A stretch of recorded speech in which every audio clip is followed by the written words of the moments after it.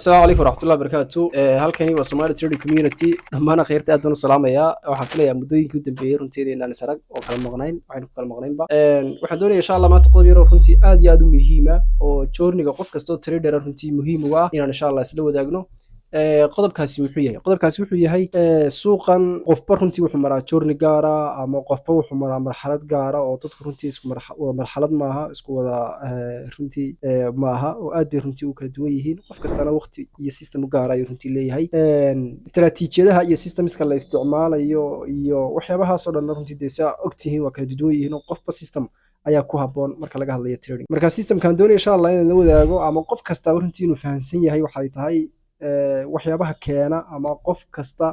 oo hadda Soomaalida badankeeda markaad aragto caqabadaha ugu waaweyn ee ina haysto waxa kamid ah qofku inuu si fiican marketka u fahmo laga yaabaa still laakiin uusan lacag ka sameyn sababaha ugu waaweyn ee taa base-ka u ah waxa weeyaan markii anigu aan qiimeeyay intii runtii aan waxbarashada ama anigu wax baranaya ama aan dad kale oo wax barayaan runtii arkayba ama aan asxaab kale la dhaqmayba runtii waxa weeyaan waxa qofka iskaga dhaxtaadsan roadkii la mari lahaa ama road mapkii la mari lahaa ayaa weli qofkaas iskaga dhaxtaadsan marka insha Allah qodobkan doonayna la wadaagaa wuxuu yahay suuqan markaad doonayso inaad profitable trader noqoto ama maanta soo gal ama horeba ugu sii jiro waxay kaaga baahan tahay 3 phase inaad marto before aanad suuqan isku dayin wax lacag oo laga sameeyo iyo istaraatiijiyad win to win aan haysto boqolkiiba boqol shaqeynayso 80 shaqeynayso waxa intaanad waxaba gaadhin waxa ka horeysa inaad 3 phase mar maana 3 phase aad maraysaa saaxiibow ma aha risk reward ratio-haaga iyo waxyaabahaas oo dhan runtii ma waxa ay tahay marxaladda koobaad ee la doonayo inaad martaa waxa ay tahay waa learning stage macna waa inaad heshaa barasho saxan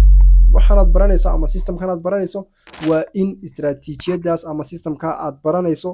si fiican u fahansantahay marka leeyahay istaraatiijiyada inaad si fiican u fahansantahay waxaan ka hadlayaa as a professionally macna inaad suuqa muddo hore ku soo jirtay hadda waxa aad baranaysaa ay tahay sida aad suuqa lacag uga sameyn ma aha qof maanta suuqa bilaabay macna waa in learning stage-kaagu saxan yahay waa inaad systemkan aad isticmaalayso aad si fiican u fahansantahay conceptigiisa hadii imbalance-yada tahay hadii fair value gap wax la mid yahay hadii ICT concept yahay hadii SMC concept yahay hadii istaraatiijiyada adigu aad samaysatay tahay inaad si fiican u fahansantahay qodobkaas waqti ay kugu qaadato dadku isku mid maaha markaad ka soo gudubto waxa la doonayaa inaad timaado marxaladda loo yaqaano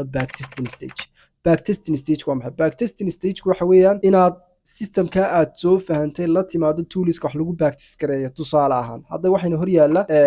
kan hadii tusaale soo qaadano waa FX Replay toolka loo yaqaano qoladaas iskale backtesting stage uu ka duwan yahay runtii marka laga hadlayo demo stage-ka iyo waxaas runtii uu ka duwan yahay wuxuu kaga duwan yahay dadka qaar ba waxaad arkaysaa waxay tagayaan trading view joogaa wuxuu ku leeyahay backtesting ma sameeyo saaxiibo trading view backtest laguma sameeyo waad ku sameyn karaysaa laakiin really sax ma aha wax ma aha real market ma aha marka laga hadlayo trading view sababtoo ah trade ku dhaafay baad soo ceshan karaysaa suuqa waad sii qishan karaysaa xitaa suuqani muxuu sameyn doonaa oo markuu meeshaadii yimaado trade-ki waad furan karaysaa waxyaabahaas dhan laakiin real market-ka hadii trade-ku already ku dhaafo ya ama uu SL-kaagi aadaba wax ka noqosho iyo waxaas ma jiraan ama TB-ga aadaba marka toolka ugu fiican anigu arkay inta isticmaalay waa FX Replay qaar kale runtii waa jiraan laakiin inta ugu badan anigu aan muddo isticmaalay waa FX Replay-ga marka waa inaad backtesting stage ka samaysaa marka backtesting stage-kaagaas wuxuu ku siin doonaa inuu ku yiraahdo istaraatiijiyadaadani waxay shaqeynaysaa intaas iyo intaas percentage-ka inta leeg bay soo celinaysaa hadda tusaale ahaan anigu markaan backtesting-ka sameynayo kale waxyaabahan ku go'aan qaato waxa kamid ah hadda tan kale dad u fiirsato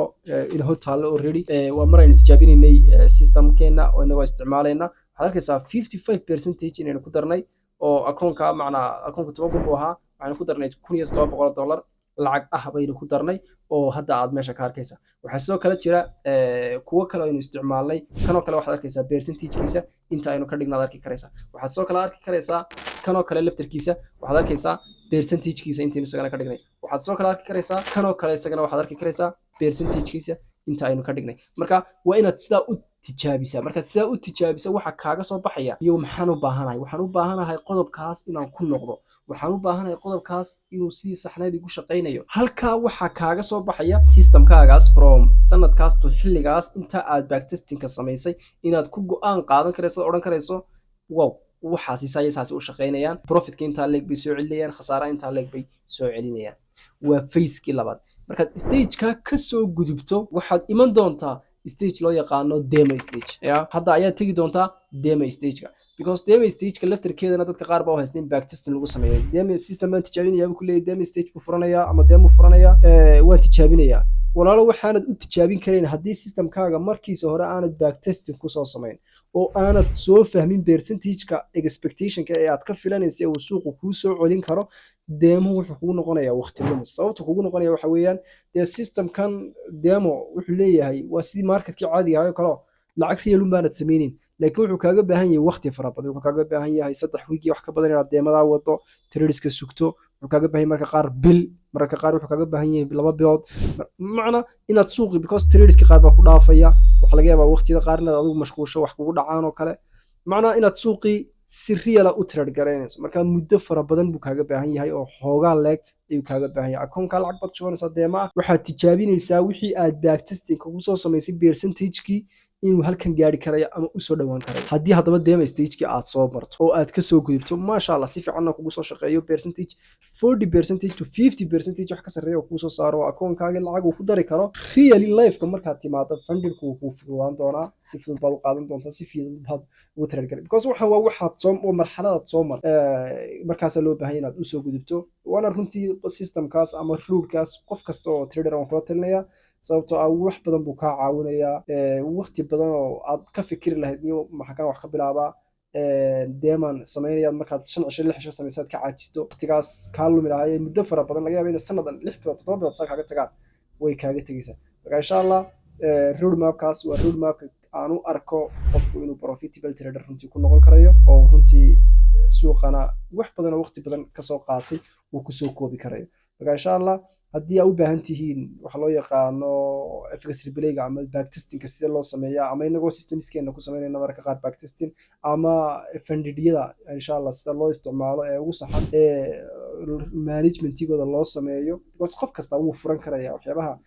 funded sidee loo furtaa maaha wax big issue maaha because qof kasta wuu furan karaya laakiin sideen u manage karaya sideen akoonkan uga dhigi karaa akoon ii shaqaynaya qodobkaas weeyaan meesha waxa ku jirta qodobkaana waa inaad system soo martaa maaha wax kusoo boodo haddaad hal mar ku samayso mar labaad kuma samayn karaysid marka saaxiibow guul baan insha allah dhammaantiin idin rajaynayaa casharadii iyo waxyaabihi aan la wadaagi jiray runtii inta badan waa ka mashquulay laakiin insha allah mar kasta runtii waan jecelahay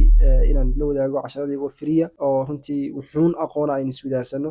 insha allah guul baan dhammaantiin idin rajaynayaa waxaan rajaynayaa aynu mar kale insha allah kulmi doono asalaamu calaykum waraxmatullahi wabarakaatu